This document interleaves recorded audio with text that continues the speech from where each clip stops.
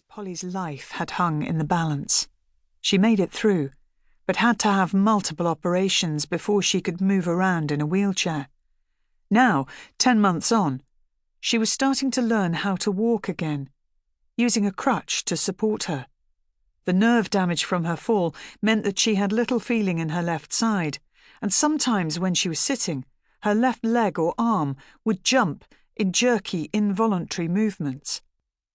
Charlie ran to the Range Rover and opened the back door as soon as it pulled up, throwing her arms round her friend before she could even get out.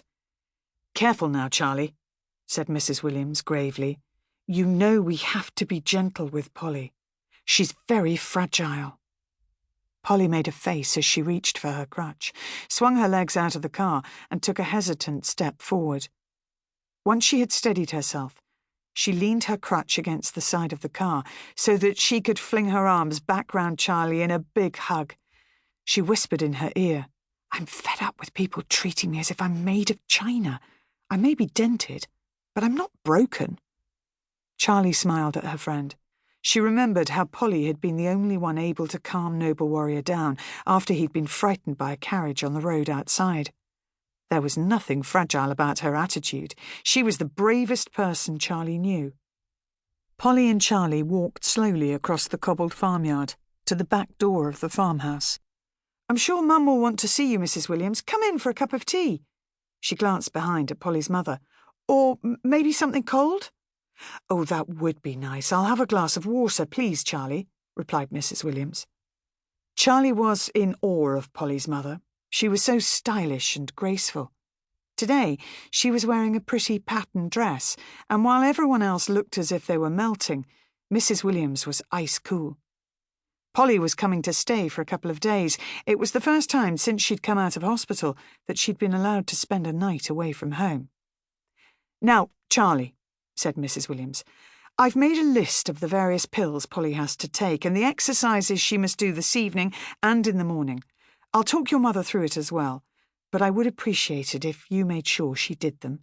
She's been making wonderful progress, but we can't afford to let up now. Can I trust you?"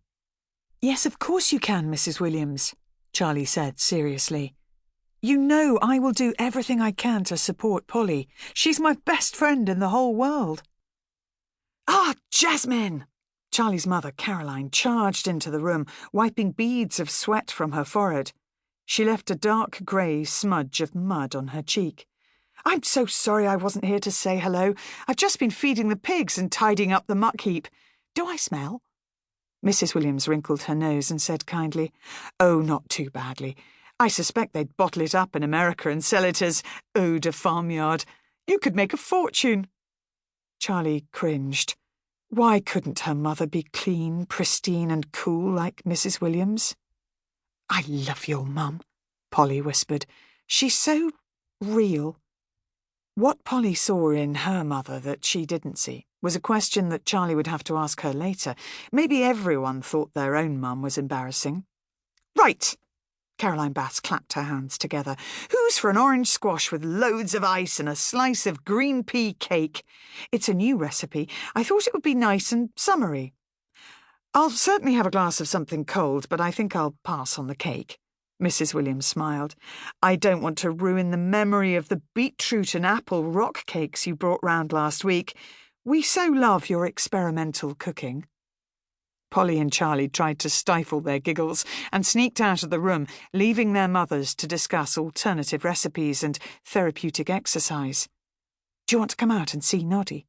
asked Charlie.